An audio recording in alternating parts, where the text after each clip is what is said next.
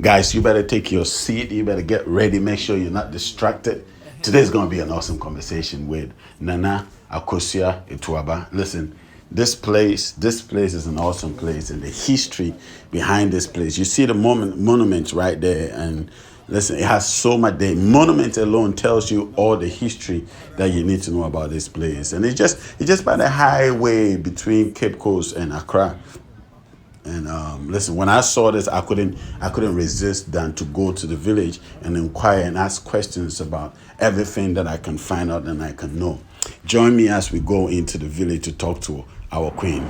Guys, listen, I'm super excited. I'm super excited. I just got to Gomuada the I met my elder who is taking me to the queen. So this is exciting. I'm really excited about this. So yes, we are going towards. We're going to meet the queen. So we are on our way to see our tradition, our history. I'm excited about this. So yeah, so we are Gomoa W. Gomoa W. That's where we are now.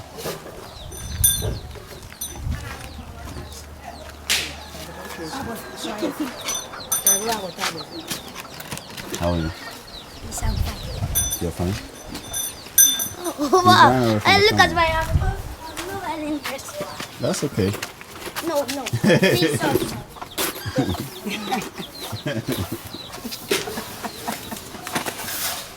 Our enemies are many, and they stand ready to pounce upon and exploit our every weakness. They play upon our vanities and flatter us in every kind of way.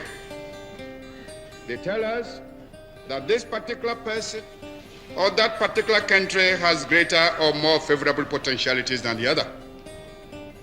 They do not tell us that we should unite, that we are all as good as we are able to make ourselves once we are free.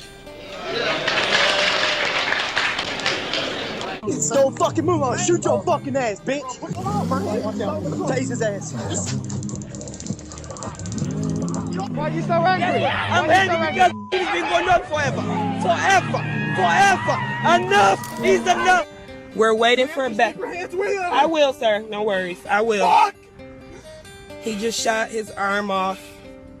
We got pulled over on Larpener. I told him not to reach for it. I told him to get his hand out.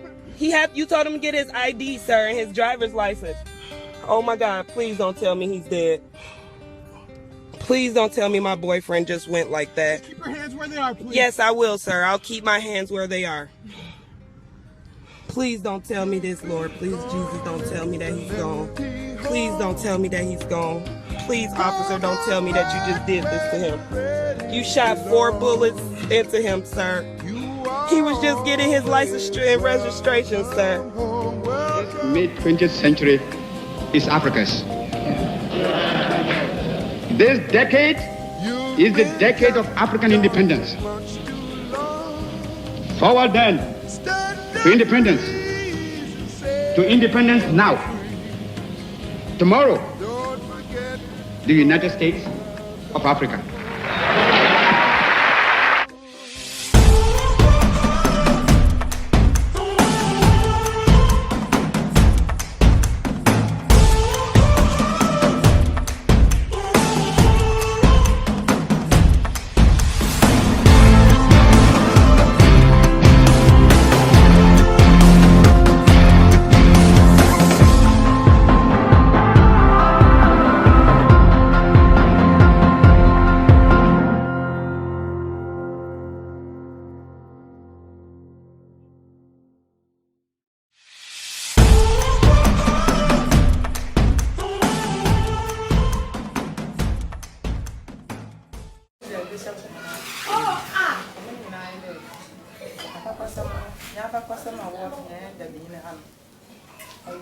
The history of our town, Gomuada, is that our ancestor, Otuaba and the husband, Aidan, moved to settle here. So they laid the path to aid their hunting activities. Anytime you saw a path laid, meant somebody was already hunting the area.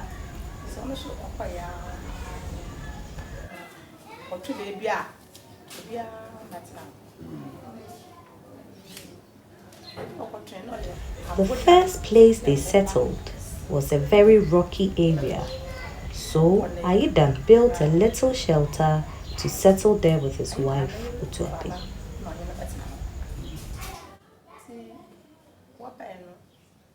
Because it was a very rocky area, it had variety of wild animals also settling in the same space. Most people who came by couldn't believe that Otuaba and his wife had settled in that area. So they used to say, it takes only brave men to settle here, hence the name Dapain, which literally means it takes brave men to settle in such an area. This brought about the name Umwa Otanpain, meaning it takes brave men to settle here.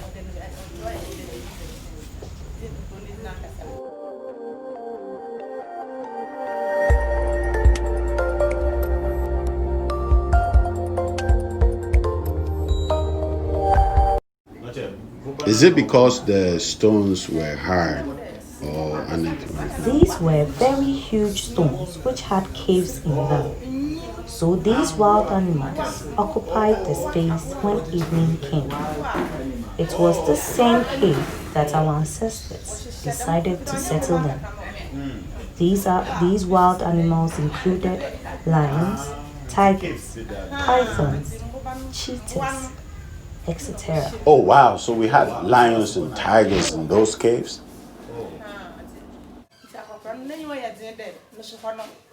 So our ancestor Aidan was determined not to be put to fright by these animals. So he stood on his grounds and managed to put the animals out to look for a new home.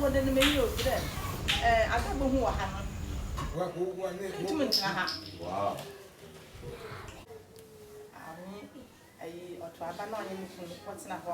Otuaba and the husband remained in the caves and made it their home.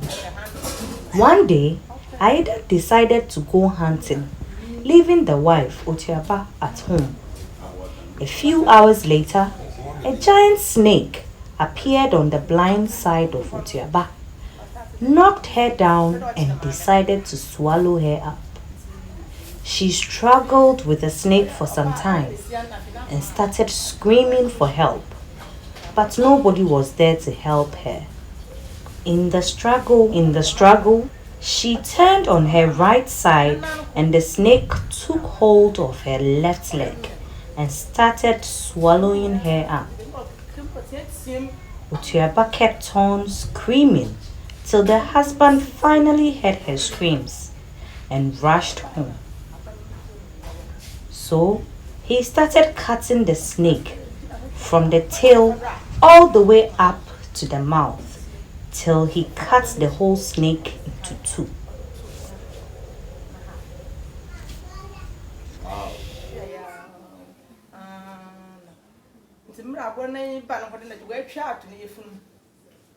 So while he was gutting the snake, didn't the snake notice? Oh yeah, because the snake's mind was on swat.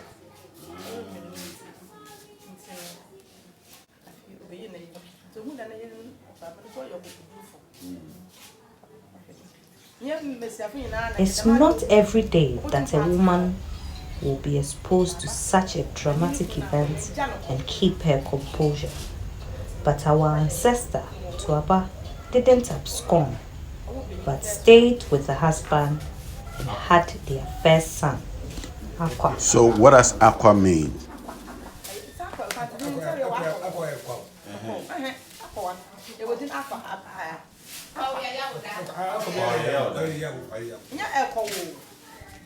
Akwa was a family name that Aidan decided to name his first child with to honor his ancestors.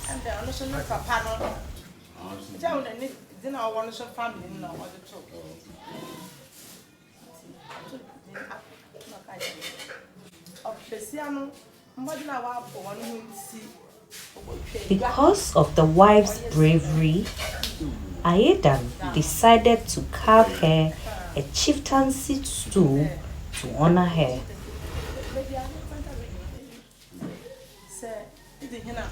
To be a king or a queen in our tradition, there has to be a stool revealed by the ancestors to a particular family. So it doesn't matter what chieftaincy title you hold. If there is no ancestral Oh, you're saying the stool in determines the a family, chieftaincy title in then the the family. chieftaincy is not recognized.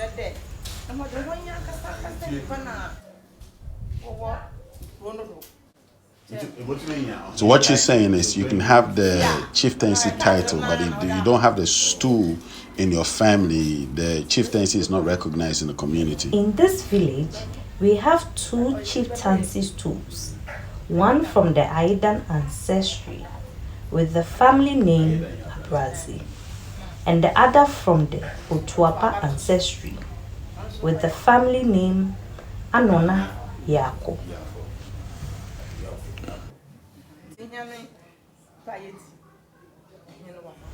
So the woman you saw at the village monument is my direct ancestor, Otuaba, whom I'm named after, and it is her stool that I sit on.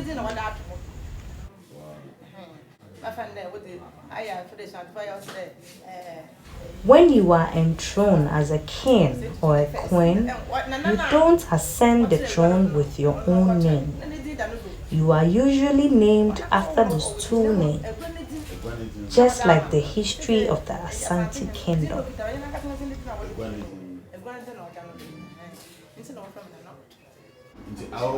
So if I get you right, it means that your original name or birth name is put aside the minute you ascended the throne, and you now use the official name Nana Akosua Otuaba. So what I want to understand is that does the family stool or the ancestral stool has a spiritual connotation to it? Is it backed by a spirit or is it just a plain stool?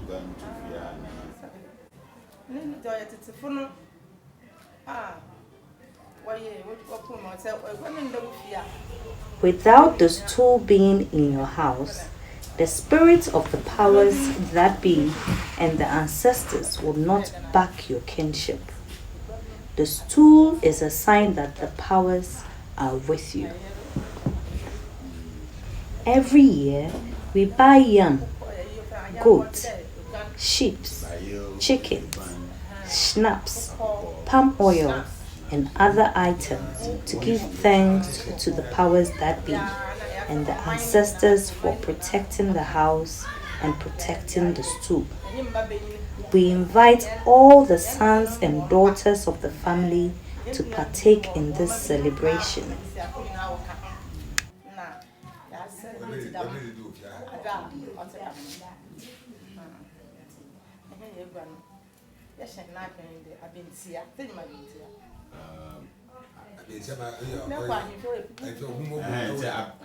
Short one.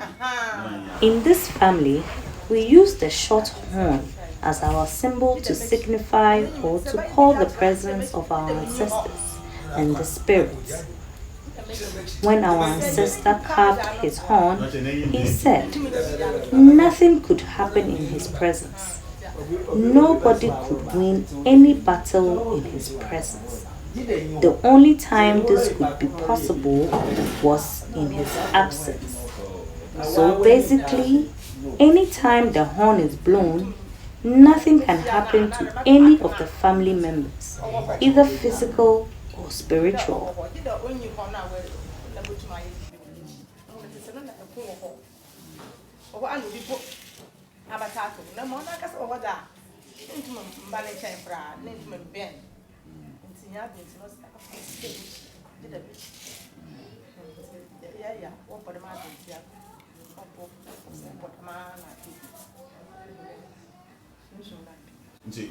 Are you saying that the more the horn is blown, the more the powers avail themselves, the more the powers show themselves?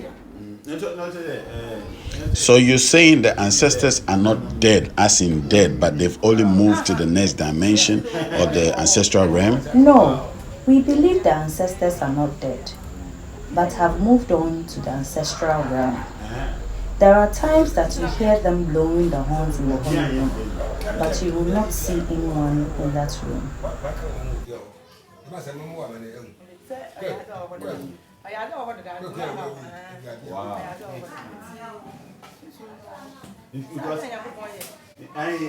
Why I ask this particular question is because our generation, this generation, we don't believe anything. We don't believe that the ancestors are alive. They are not dead, and they've only moved on. And because of the church and all of that, now when you even talk about the dimensions and the powers that be, they say you are a child of the devil. Not exactly. We have situations where individuals go into covenant with the gods and thus have to perform the necessary rites. But ours is an ancestral heritage that we need to keep alive. Even in the Bible, we read that the children of Israel had an ark of covenant which only the Levite priest and the high priest were allowed to go near. This is a system that they adapted from our ancestors.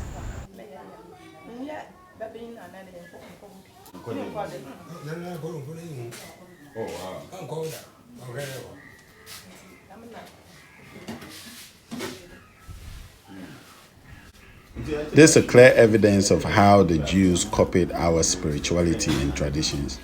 So during our high days, it is only the members from the royal house that are allowed to go near the holy room.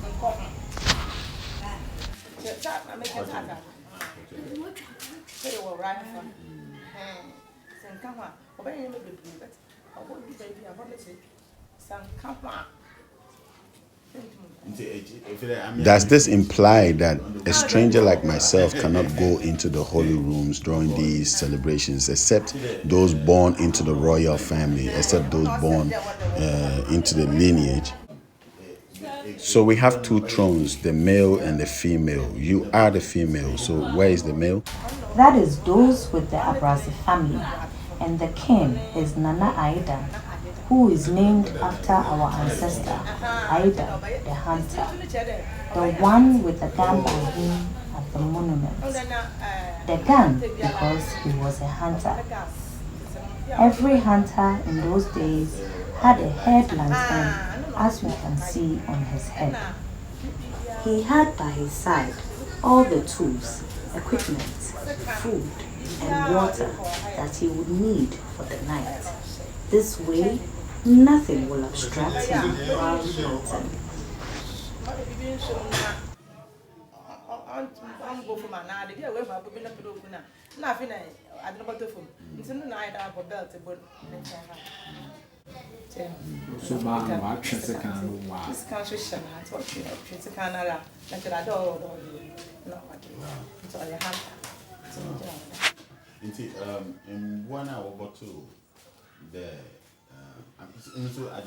What I've come to understand is that every animal has a spirit side to it. So I want to find out if the animals that our ancestor Aidan came to meet were spiritual beings or not. Because the animals were in tune spiritually, they wouldn't come close to man every time they encounter one. The more man got closer to them, the further they moved. In our present day, such animals are not found amongst us. They've gone into extension or they've moved further? They've moved very far. I've noticed that your stool has a parrot underneath it. That's a parrot, right? It's the Amona Yakov family told them.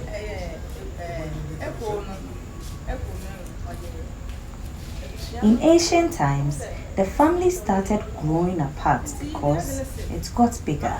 So our totem, which is the parrot, says, I've already taken what is mine. That is why you see the parrot with a palm fruit in its mouth. So the parrot taking the palm fruit says, I've found what is mine and I am enjoying it.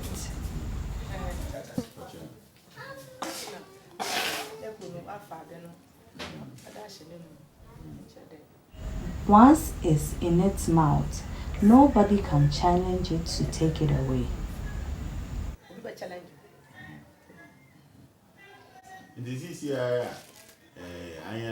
Since our generation have some way somehow turned it back on our ancestors and our tradition and our spirituality and everything that was laid down, the foundations that were laid down for us, and we've just moved ahead. Is there a system in our villages and in our traditional system, in our chieftaincy system that keeps educating and impacting and teaching the younger generation that is coming, so that we don't lose the values that our fathers left with us, we don't lose our history and our spirituality? Is there a system like this?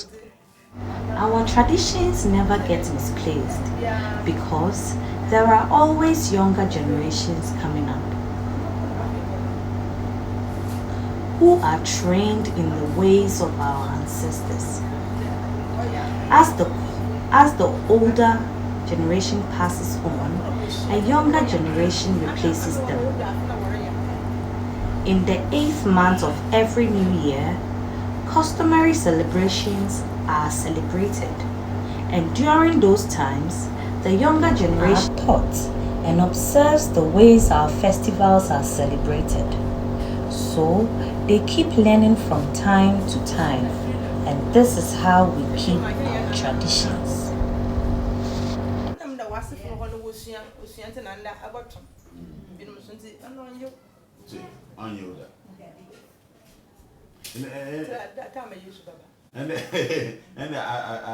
Next year, then I definitely need to be around next year. You have to inform me so I can witness next year's celebrations. We just installed another chief in our community. He is the chief that sits on the left-hand side of the king.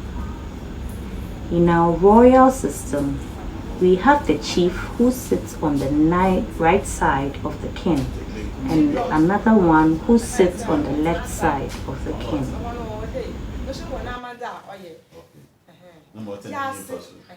Jase is the crown child of the king. He also has his rituals he performs. He is not the biological child of the king. He is the one who serves the king directly.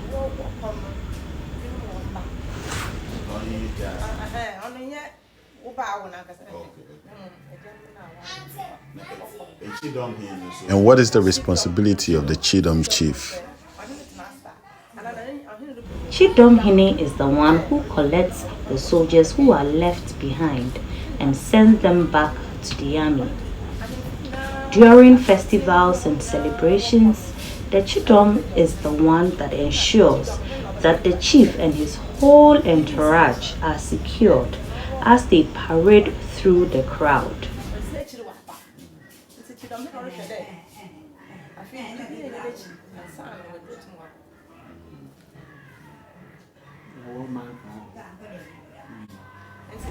In my village, we have the Oman Krado.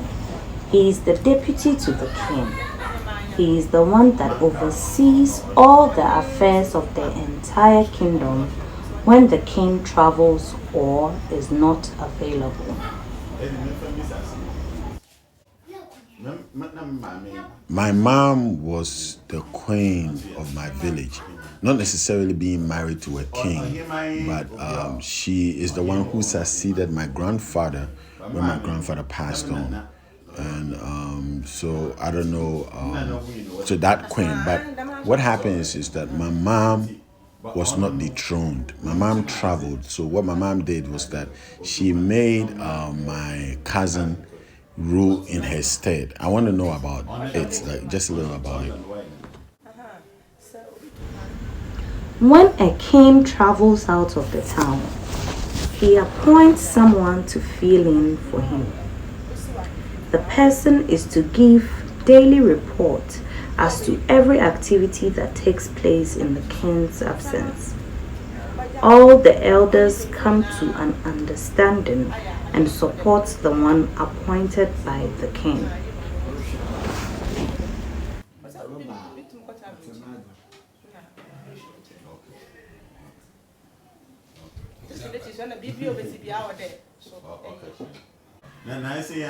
My queen, I want to pick your mind on an incident that happened recently. It was all over social media, and somewhere around Kwewu, they installed a Chinese man as the developmental chief, and then it got blown out of the place, and everybody was talking about it. So since you are a queen, I just want to pick your mind on it. What do you think about situations like this? When the village deems it necessary, they can appoint a developmental chief. Since every community is looking to see development, this person has to be one that can draw in investors to develop the community. So the Akosua Hene is not a crown chief and has no right to the lineage. Let's take you as an example.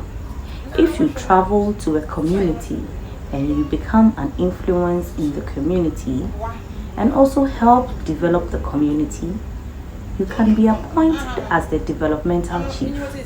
Same way you can be demoted when you become a nuisance.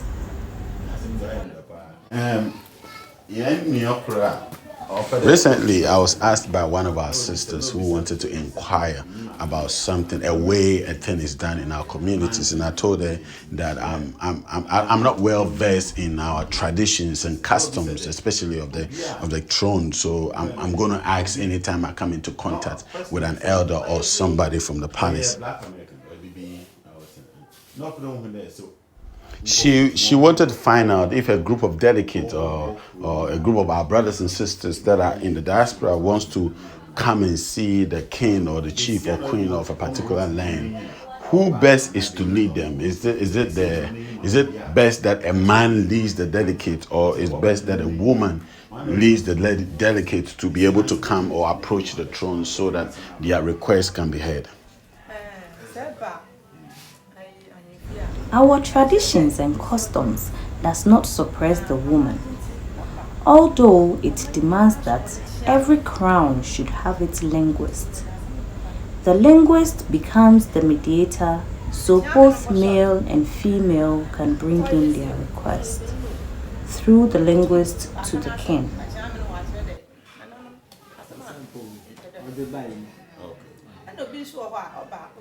Other instances can be the individual knowing somebody in the village who will lead them to the palace.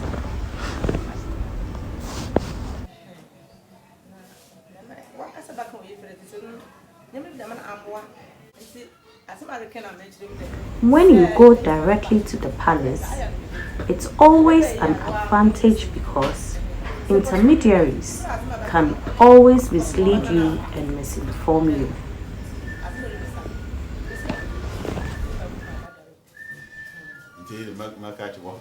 That's awesome. I'll certainly tell her.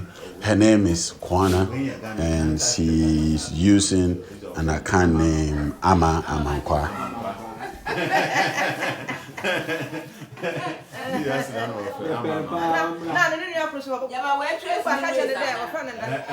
When you go, tell her she's made a sister here called Nana Akosua, the crown queen.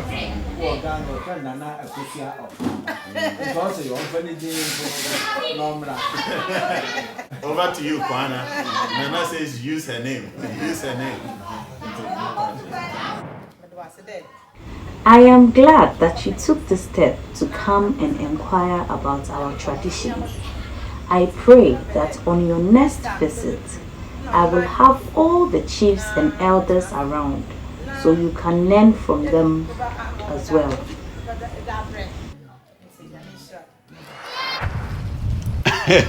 I mean, no words.